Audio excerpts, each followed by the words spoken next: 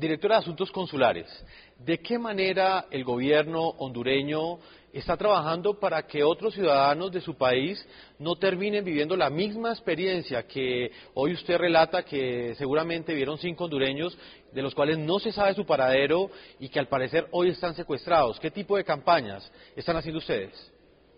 Precisamente, la Cancillería, a través de nuestras autoridades, está planificando igual una campaña de prevención. También se ha estado haciendo un trabajo en materia de inversiones. Hace poco, en el mes de mayo, se desarrolló el Honduras is Open for Business, que fue igual un seminario abierto a los negocios.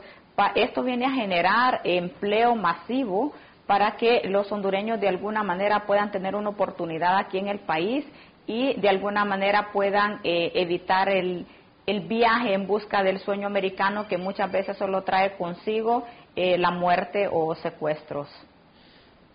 Directora de Asuntos Consulares, Dilcia Guirano, gracias por haberle concedido esta entrevista al programa La Noche y por darnos a conocer su opinión al canal NTN 24. Gracias, muy amable y muy buenas noches. Continuamos en México con el padre Alejandro Solalinde. Padre, hay un listado de 40 hondureños que habrían estado en el albergue que usted dirige un día antes de haber desaparecido. ¿Qué contacto pudo tener usted con ellos? ¿Habló directamente con alguno de estos centroamericanos, particularmente los hondureños? Sí, Jason, nuestro equipo habló con todos ellos. Nosotros hablamos con los 129 que están ahí reportados como registrados e inclusive les tomamos una fotografía.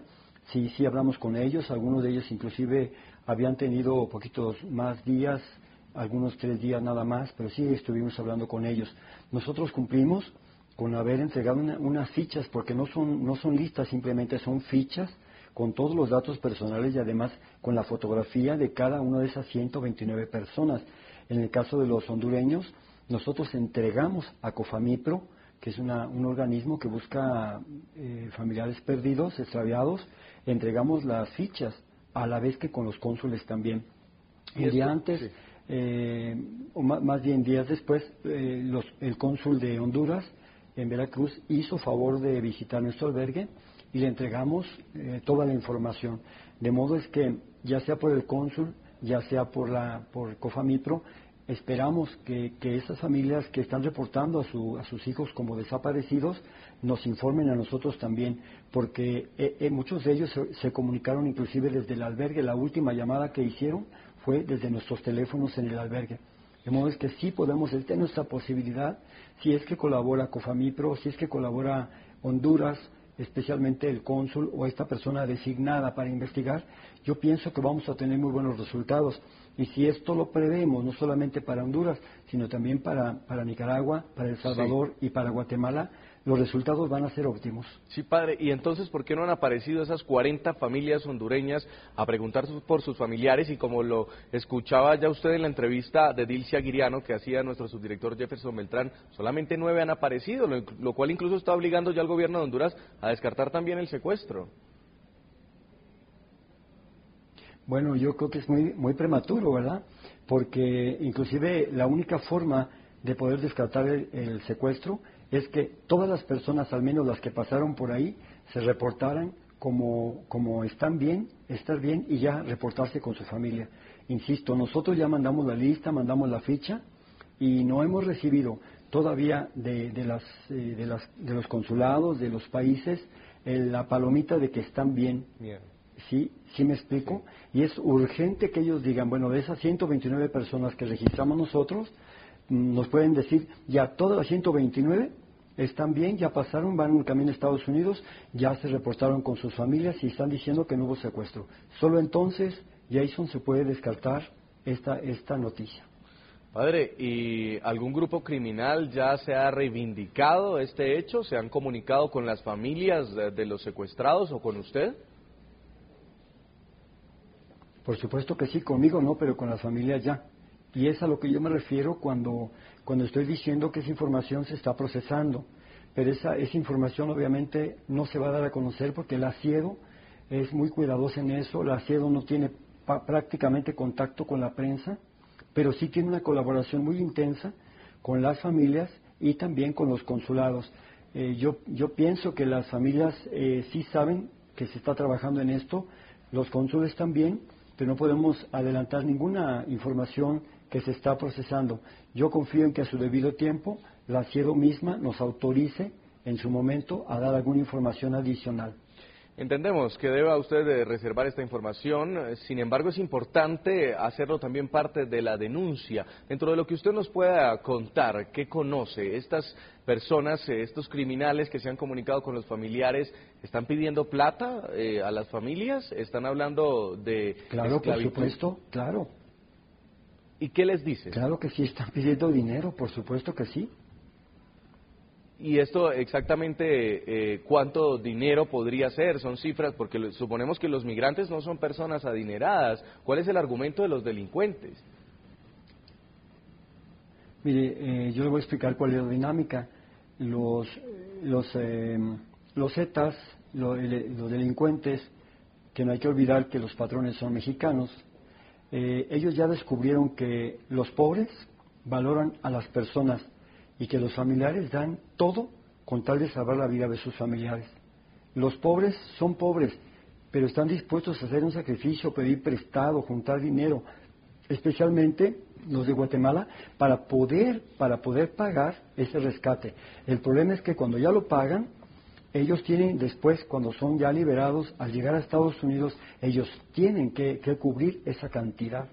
Ellos tienen que pagar. Y hemos tenido casos de personas que se han reportado trabajando casi un año para poder pagar esa cantidad. O sea, no tienen dinero, ellos tienen que pagarla. Por eso es injusto que esas personas, los delincuentes, puedan succionar los ahorros de la gente que ha ido ahorrando con mucho sacrificio en servicios muy humildes para luego tener que darlo como rescate. Pero también la persona que ha sido plagiada, al ser liberada, tiene que pagar ese monto. Pero si estas personas son secuestradas en territorio mexicano y luego son liberadas en Estados Unidos a cambio de una suma de dinero, ¿no se puede entender que en cierta forma se están haciendo un negocio con este tráfico de personas y pasándolas a Estados Unidos? Bueno, son secuestradas aquí, el dinero viene de Estados Unidos, pero se cobra aquí. Pero no son liberados en Estados Unidos, son liberados aquí. Por eso es que muchos regresan. Ese día, ese 25, cuando vienen los dos testigos al albergue, en realidad no son los únicos dos testigos que llegaron 3 más. Y yo hablé con uno de ellos, ¿verdad? Él se negó a quedarse y los otros 2 ni siquiera quisieron entrar al albergue porque lo que querían es irse a su país. Un elemento de nuestro equipo trató de disuadirlos para que se quedaran, pero ellos no se quedaron. No nos extraña, muchos de ellos tienen mucho miedo y pasan de regreso.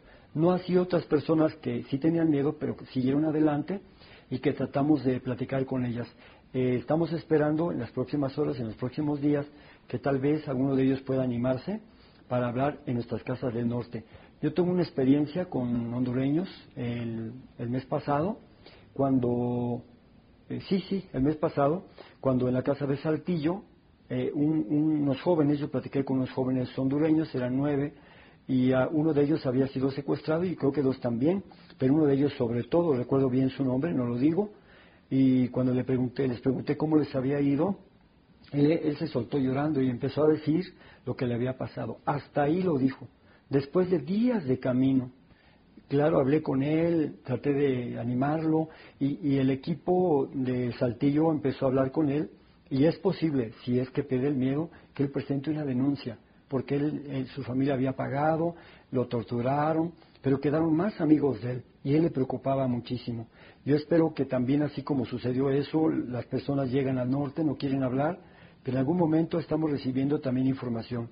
Es cuestión de tener paciencia, pero de que hubo secuestro, amigo Jason. Padre, para entender un poco más lo que está pasando, estos migrantes llegan hasta el estado de Oaxaca con el objetivo de atravesar hacia los Estados Unidos, de alguna forma atravesar la frontera, pero hay grupos criminales que conocen la situación de esta gente, se aprovechan para secuestrarlos y luego cobrarles dinero a su familia, ¿sí? Sí es, nada más que Oaxaca está todavía muy cerca de la frontera, muy cerca de Guatemala, y de ahí de Oaxaca ellos tienen que virar a la derecha hacia el Golfo de México y entran al estado de Veracruz. En el estado de Veracruz es donde ellos sufren el mayor número de secuestros. Hasta la fecha así lo indica el informe de la Comisión Nacional de Derechos Humanos. De 11.333 personas migrantes, la tercera parte se ha hecho en el estado de Veracruz. ¿O es que los grupos criminales le prometen a estos migrantes que los van a ayudar a pasar la frontera y con promesas falsas terminan reclutándolos? De cualquier manera, aunque después los pueden llevar a ellos, los pueden monitorear para que vayan más adelante, pero de todos modos los Zetas están en la frontera, están en la frontera con Estados Unidos y cualquiera de ellos tiene que pasar. Antes ellos mismos acostumbraban darles unas contraseñas para indicar que ya habían pagado, pero ahora no es así. Ahora pagan y ellos tienen que ver qué hacen, si regresan, si vuelven, intentan, y de todos modos falta todavía la incertidumbre de que tienen que encontrarse con gente de la delincuencia organizada en la frontera con los Estados Unidos. Todavía no pueden cantar victoria, no pueden decir que ya la pasaron.